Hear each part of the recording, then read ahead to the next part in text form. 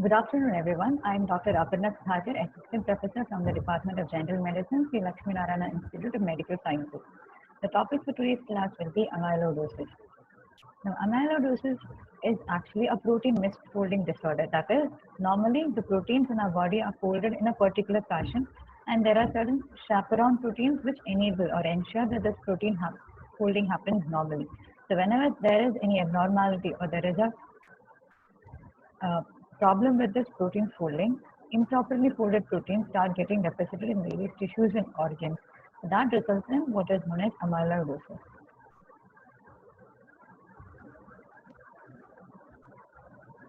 Now, after protein folding, what happens is a three-dimensional structure with a proper configuration or with a proper structure is required for the protein to be biologically functional.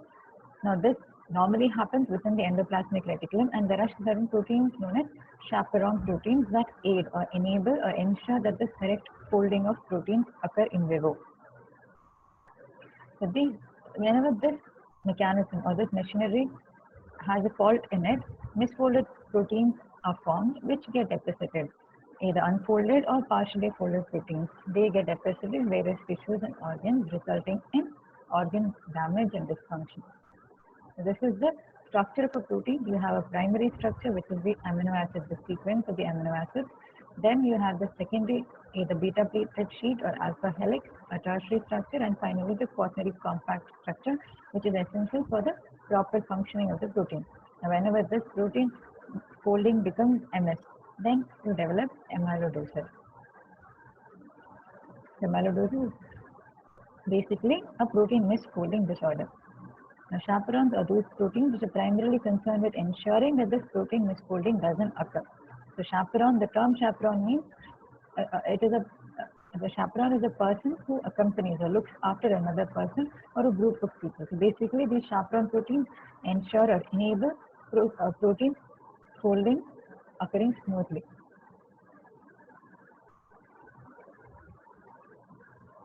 Protein folding disorders include amyloid-related disorder, prion-related disorders, and intracellular aggregation diseases like Huntington's, Parkinson's. So today we'll be discussing about the amyloid-related disorders. Even age-related degenerative diseases like Alzheimer's, they are also associated with the misregulation of the protein folding. So there is aggregation of misfolded proteins, either as extracellular or intracellular deficits. So basically, protein folding disorders can be amyloid associated, can be associated with intracellular aggregation diseases like Huntington's, prion-related diseases. So what happens is there is formation of abnormal protein folding, and these are deposited as amyloid fibrils. These deposits in amyloidosis are typically extracellular deposits. Beta-pleated structural configuration is what happens, and they form higher order oligomers, and finally they form fibrils. So the misfolded proteins, they form fibrils and get deposited predominantly in the extracellular space or the extracellular compartment. And this is going to interfere. These misfolded proteins which are deposited as amyloid fibrils are going to interfere with the normal organ function. So this is an electron microscopic picture which shows these amyloid fibrils, which are actually the improperly folded proteins. So you have a precursor protein, then amyloid monomer, it forms higher order oligomers, and finally deposits as amyloid fibrils. This is again an electron microscopic zoomed view. Now the term amyloid was initially coined by Rudolf Virchow.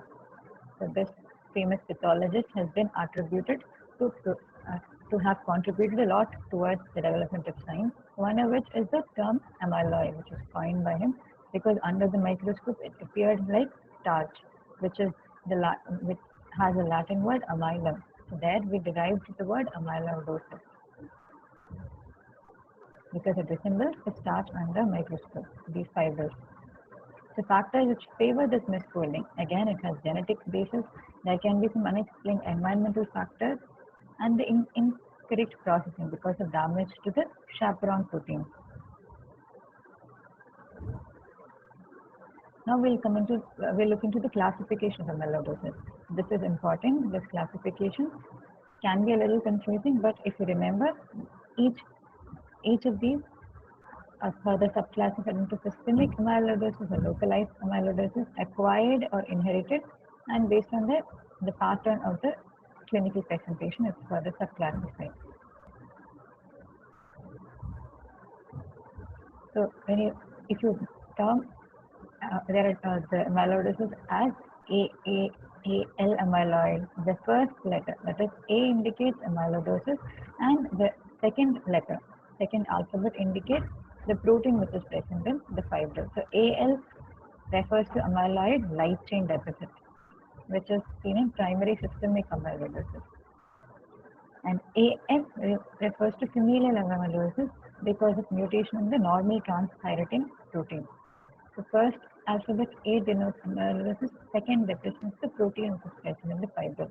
So you have AL, which is light chain deficit, seen in primary systemic amyloidosis, and AF refers to familial amyloidosis. Then you have AA, which is responsible for secondary amyloidosis. So AA amyloid, it has serum amyloid A, SAA, as the misfolded protein, usually seen in the setting of chronic inflammatory disorders, chronic infectious diseases. So this comes under secondary amyloidosis. So in primary systemic, you have AL amyloid. Secondary amyloidosis, you have AA amyloid. So this happens because of chronic inflammation. So there are some cytokines, inflammatory mediators, that are responsible for the formation of these misfolded proteins. Then you have A beta 2 M amyloid. So here beta 2 M, that is a misfolded protein, beta 2 microglobulin, usually seen in patients who have long-standing renal disease, especially dialysis undergoing patients. Then you have A beta amyloid, which is the most common form of localized amyloidosis, which is attributed for the development of Alzheimer's disease. So in Alzheimer's, we have plaques, cerebral plaques, which are composed of these A beta amyloid, beta referring to the localized amyloidosis. Then amyloid from hormone precursor proteins. So people who have, that is from calcitonin, we have ACAL, insulin, procal, which is APRN. So this is the further subclassification. So based on the pattern, clinical pattern, either systemic or localized, whether it is acquired or it is inherited. And when you label amyloidosis, you usually label it as two alphabets. The first one shows the amyloidosis, second represents the protein responsible for it. So we have AA amyloid, which is the primary systemic amyloid. You have AL amyloid, AA amyloid, wherein you have the secondary amyloidosis, A beta 2 microglobulin in long-standing renal diseases, A beta amyloid, which is in people with localized amyloidosis. So this is a huge tabular column which describes all of these precursor proteins. So if you see AL is light chain, this is a precursor protein. It can be associated with multiple myeloma. And again, this can have any number of clinical presentation, whereas any number of organs can get affected by this AL amyloidosis. AH is immunoglobulin in a heavy chain. AA is another important thing that you remember. So this is primary system, this is secondary. People who have chronic inflammation, usually renal manifestation is very common. A beta 2 microglobulin in individuals with long-standing renal dysfunction, for people who are undergoing dialysis for several years together. Here, the synovial tissue and the bone is typically involved. Then you have ATTR, that is transthyretin. This is known as familial amyloidosis, or AF, or ATTR. So mutated transthyretin is the culprit here. Here, cardiac manifestation and nerve involvement is common. Then, among the localized amyloidosis, most important is A beta, that is typically seen in individuals with Alzheimer's disease or Down syndrome, and the amyloid protein is amyloid beta. Again, it has a specificity, or it has a cell addiction towards the central nervous system.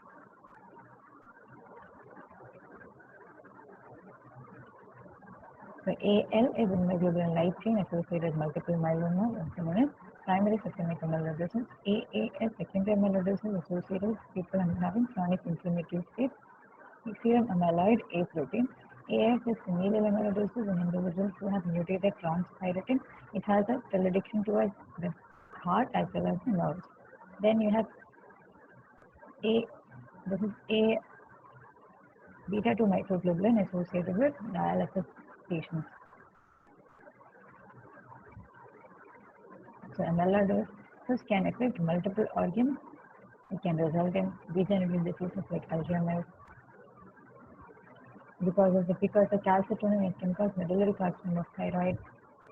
And individuals with AX or mutated transthyretin, they have predilection towards the heart as well as the peripheral nerve. Parkinson's disease can also be explained by this amyloid or abnormally folded protein. So usually, as the age advances, the protein folding machinery becomes a little faulty. That is why all these degenerative diseases are more common among the elderly population. Then you have hemodialysis related amyloidosis, that is A beta 2 microglobulin deposition. Then you have cerebral amyloid angiopathy, etc. Huntington's disease, which is another protein deposition disease. Now, how do you diagnose a patient with amyloidosis? So this is based on the histopathological examination, which shows the amyloid fibrils.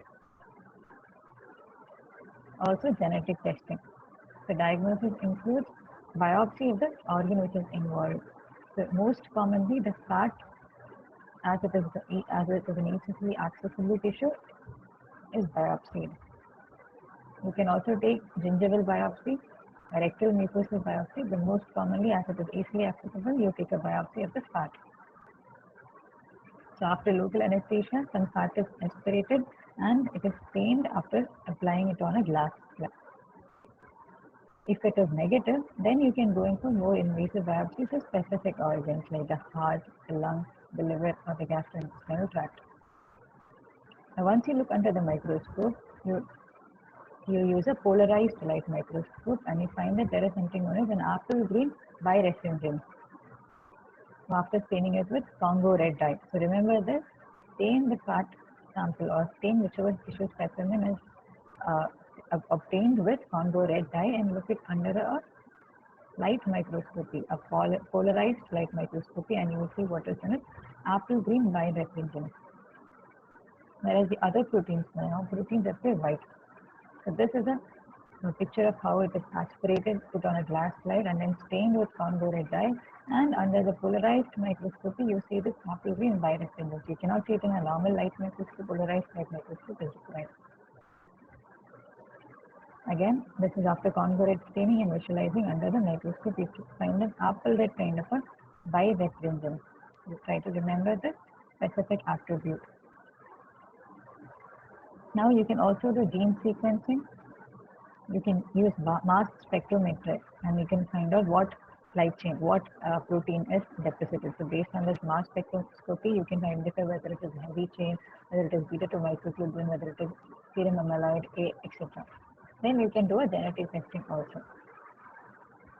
So once you have a high clinical suspicion based on the patient's history, based on the familial history, based on the organ involvement and physical examination, then you have to go ahead with the previously described or discussed diagnostic tools. So lab parameters, in individuals who have systemic amyloidosis, usually ESR is elevated. Otherwise, the routine laboratory parameters not going to show any particular specific positive result. Now, if you see in the amyloidosis which is involving the kidneys, then you find that they can have glomerular involvement associated with proteinuria. The patient can come with fetal edema, anaphylaxis. Amyloid cardiomyopathy, patient can have ventricular hypertrophy and diastolic dysfunction. So you check the pro-BNP levels, NT-proBNP levels to see for this cardiac dysfunction, or troponin can be done. The liver involvement, so when you look at the liver enzymes, it shows a typical cholestatic pattern. So there is elevated alkaline phosphatase with minimal elevation of the aminotransferases. And usually the synthetic function is preserved when there is an isolated liver dysfunction. In individuals with amyloidosis associated with AL or light chain, the endocrine organs can be implicated. So you can do an investigation of the endocrine panel, like hypothyroidism, hypoadrenalism, or even hypopituitarism can occur. So these are the lab investigations for particular organ involvement. So cardiac dysfunction, we do an echo. Then the liver involvement, we look at cholestatic patterns. Renal involvement, glomerular The glomeruli are typically affected to degenerative proteinuria with hypoalbuminemia, and so on. The presence of abnormalities in multiple organs should always raise a suspicion of amyloidosis. So there should be always a differential diagnosis when you think of multi-organ dysfunction in a patient, or not multi-organ dysfunction, but disease which has manifestation in various organs. So once you have a clinical suspicion, you will go for a biopsy of the fat most commonly, or a particular invasive procedure for a specific tissue. Once you stain it with Congo red dye and then look under the microscope if it is positive for apple green virus syndrome, then you think of doing flow cytometry or mass spectrometry to find out what light chain is deposited or what amyloid protein it is. And identify whether there is a myeloma, that is a plasma cell dysplasia in the bone. Identify whether there is any chronic inflammatory disease.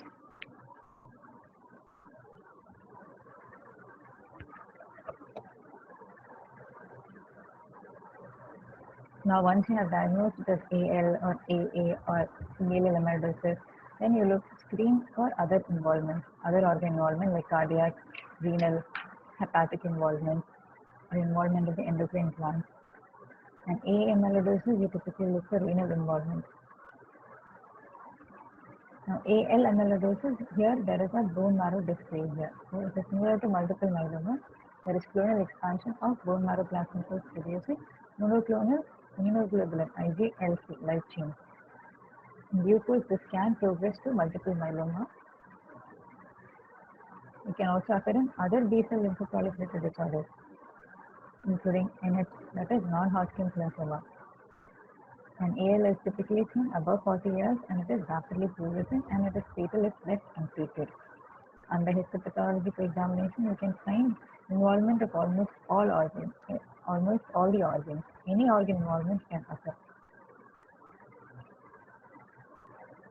If we say it is the lambda light chains rather than the kappa light chains, it is the lambda light chains that predominate. So we do not exactly know what is the etiogenesis, etiopathogenesis. There is a proliferation of monoclonal B cells, monoclonal plasma cells producing IgLC light chains. That results in deposition in various organs, any organ, and that is AL amyloidosis. Whereas in AA, we have chronic inflammation, which we'll discuss in the subsequent slides. Now let's look into the clinical features. The most importantly involved organ will be the kidney. 70 to 80% of the individuals, they have renal involvement. Other non-specific symptoms like fatigue, weight loss, they are also common. It usually manifests as a nephrotic venous proteinuria associated with hypoalbuminemia. It can be hypercholesterolemia, which is very similar to that of a primary nephrotic syndrome, and hypertriglyceridemia.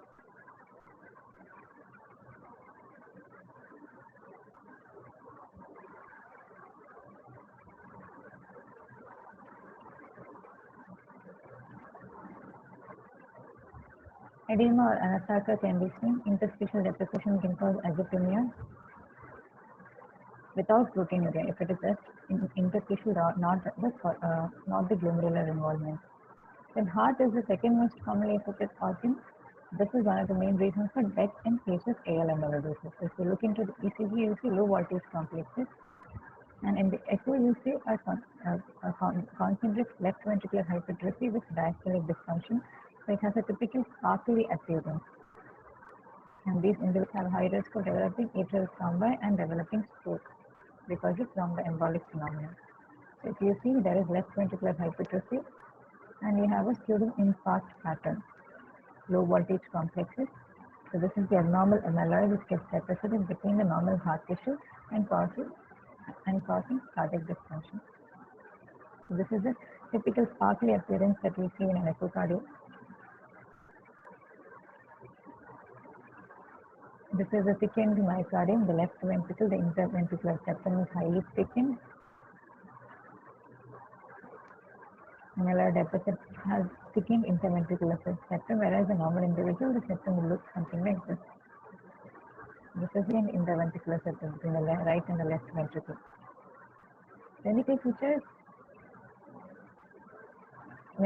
Next important organ will be the nervous system. Again, it can cause a sensory motor type of neuropathy or just autonomic dysfunction. The patient can have some gastroparesis and other GI motility disturbances. That can be orthostatic hypotension, bladder dysfunction. Macroglossy is another important thing. It's autonomic sign of AL amyloidosis, seen in only 10%, though, but otherwise it is a pathognomic sign, though not present in almost all individuals. Liver involvement can cause cholestasis. Spleen involvement can cause functional hyposplenism. The E-bruising can occur. Cutaneous ecchymosis can occur around the eyes, that is known as raccoon eye sign. There can be nail dystrophy, alopecia, and arthropathy. So multi-systemic illness or generalized fatigue with any of these clinical syndromes should prompt a workup for amyloidosis.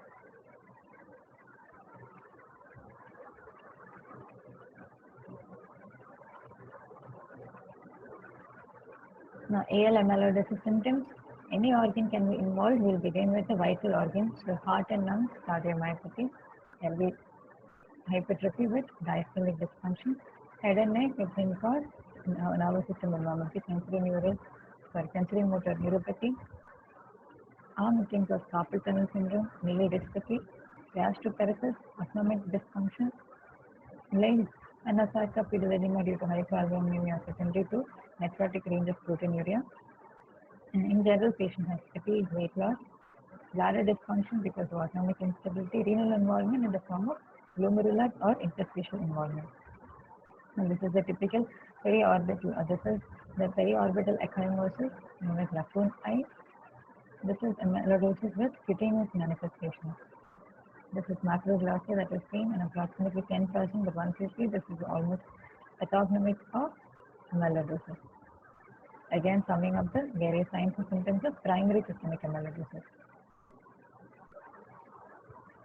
Raccoon eyes, hepatomegaly, spleen, functional hyposplenism can be heart failure, endocrine organ involvement can have arthropathy, carpal tunnel syndrome, nephrotic range of proteinuria, and skin changes. So you have a monoclonal expansion of the plasma cells producing ILC, immunoglobulin light chain, which are misfolded and get deposited as amyloid fibrils and produce these various symptoms. Remember, cardiac, renal, or any systemic involvement.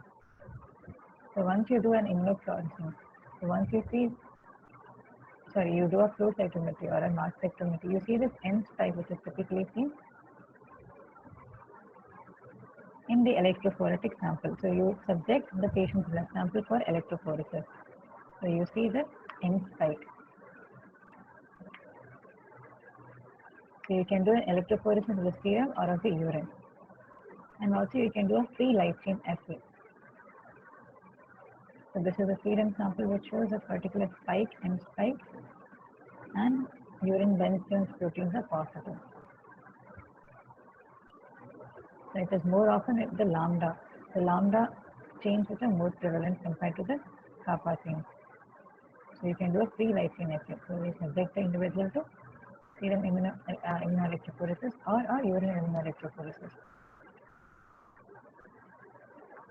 And you can also estimate the Bennett-Jones protein and free light chain assay. Now if you look into the bone marrow biopsy can reveal presence of abnormal or excessive proliferation of plasma cells.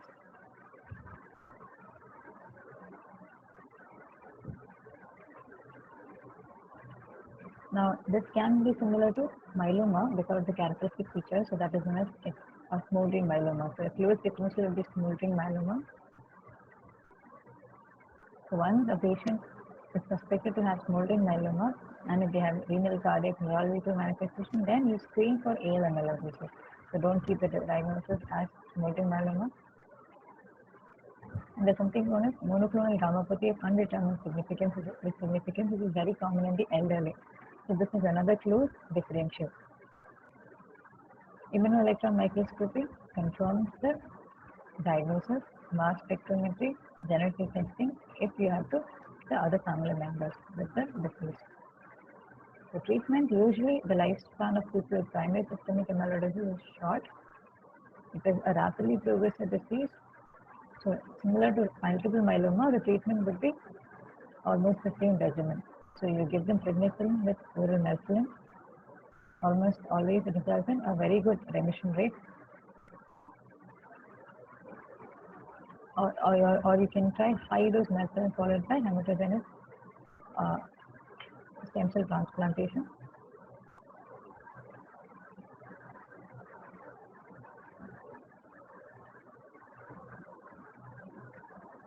So cardiomyopathy, which is one of the main reasons for death in individuals with AL amyloidosis, usually the lifespan of survival period is very poor. Cardiac transplantation or stem cell transplantation is essential. Once cardiomyopathy develops, it deteriorates very rapidly.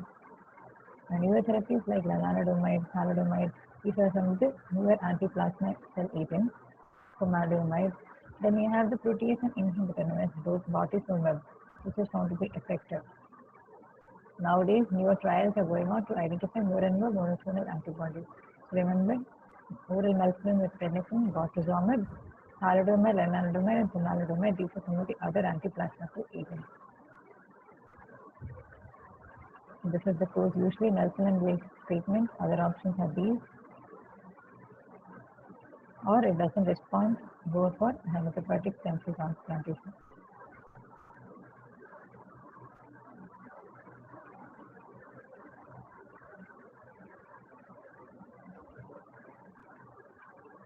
So here, these are some newer monoclonal antibodies that are being studied.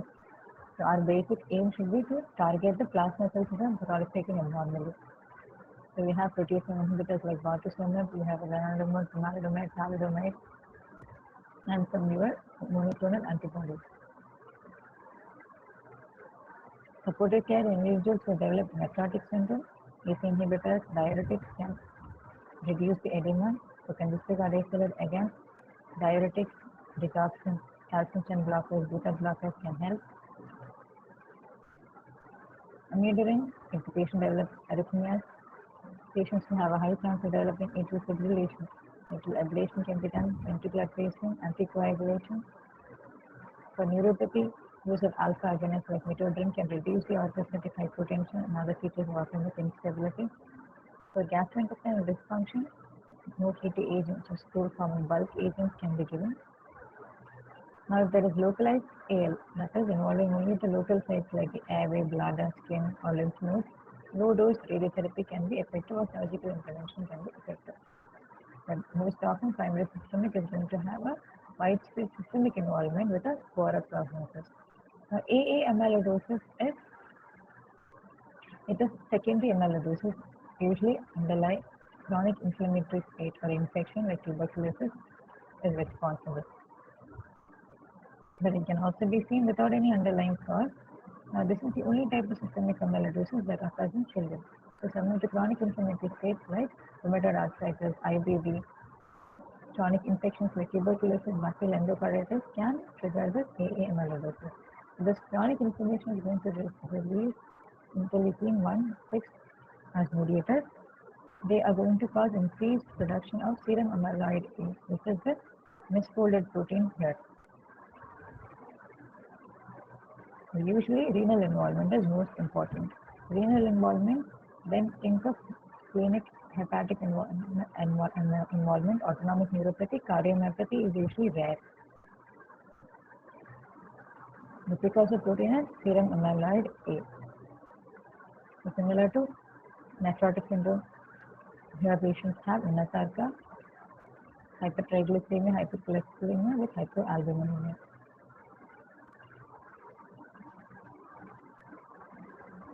Treatment is going to be basically target underlying disease, infectious or inflammatory disease. There are certain anti-interleukin or anti-cytokine therapy like tumor necrosis factor antagonists or interleukin 1 antagonists, which are helpful here. So basically, you use immunosuppressive agents targeting interleukin 6, CNS, use of corticosteroids. Now we look into ATTR and AF amyloidosis. Familial amyloidosis is autosomal dominant, usually beginning in midlife. So there are certain belts where there is a higher incidence of these diseases, like certain areas of Portugal, Sweden, Japan. Now, most common form of AF amyloidosis is ATTR mutation. That is mutation of the protein transthyretin, also known as pre-albumin. So usually, one of the most common mutation you see is one involving the variant V122I, which is resulting in a late onset cardiac amyloidosis. Now, ATTR wild type that results in senile systemic amyloidosis. Again, here cardiomyopathy is going to be common. Again, clinical features are going to resemble the cardiac manifestations similar to the primary systemic amyloidosis. Here, what you have to do is trace the family history that can point out to AF amyloidosis as the cause, that is the amyloid type. So it is cardiomyopathy or the nerve involvement in ATTR. Peripheral neuropathy usually small fiber, lower extremity sensory as well as motor neuropathy. Then it progresses usually to the upper extremities after the lower extremity involvement. Autonomic neuropathy in the form of orthostatic hypotension or diarrhea.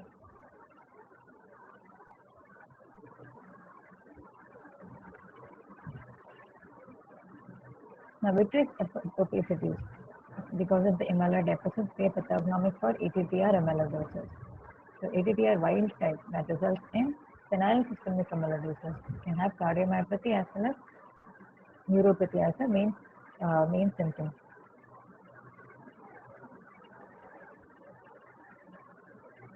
Then you have under AF, you have renal amyloidosis, hepatic amyloidosis, or amyloidosis involving the cranial nerves and cornea. So the diagnosis symptoms are going to be those pertaining to that particular organ dysfunction. You can screen for other plasmacytoid disorders, DNA testing, that is genetic testing. The treatment will be a little difficult. Liver transplantation if there is hepatic involvement, early peripheral neuropathy can also be cured with liver transplantation.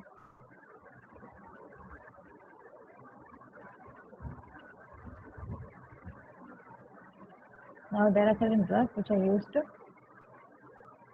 cause stabilization of this TTR tetramer. So by using small molecules like diflunisal or tafamidis. So basically you have a TTR tetramer. So this TTR tetramer has to be stabilized with drugs like tafamidis, which prevents the formation of TTR monomer, thereby which can later on misfold and become a TTR misfolded monomer and cause the amyloid fiber deficit. So you can use drugs to stabilize this tetramer like diflunisal or tafamidis.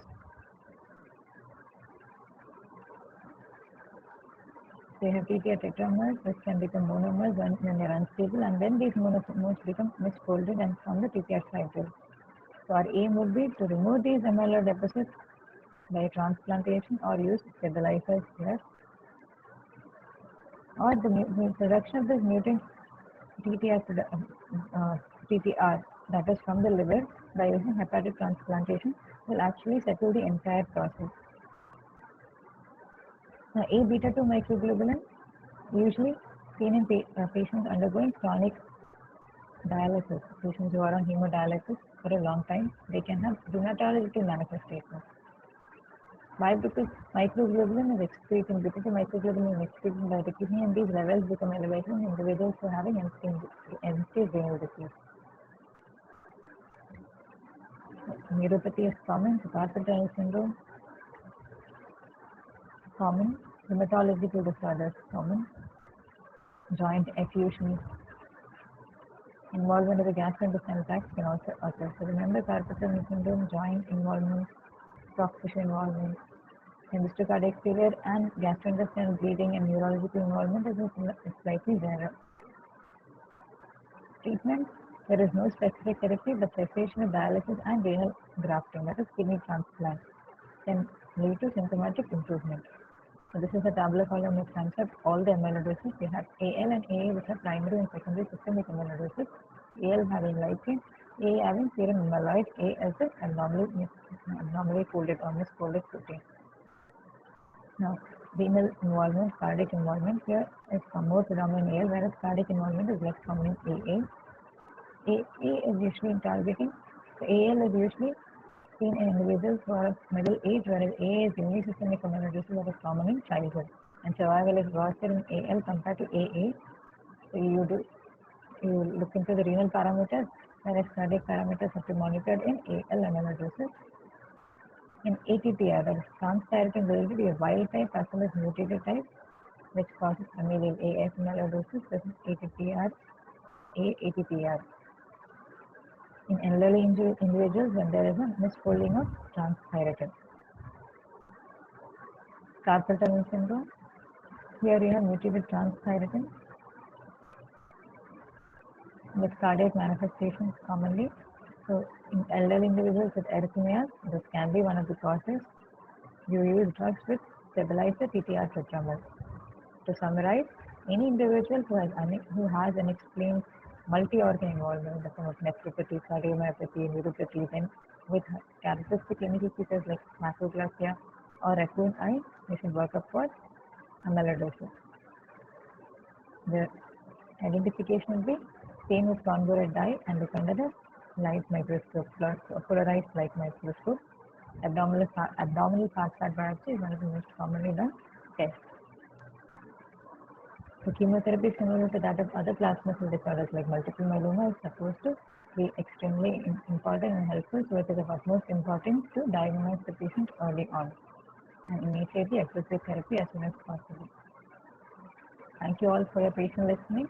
For any queries, kindly contact me at aparnasinhagar1@gmail.com.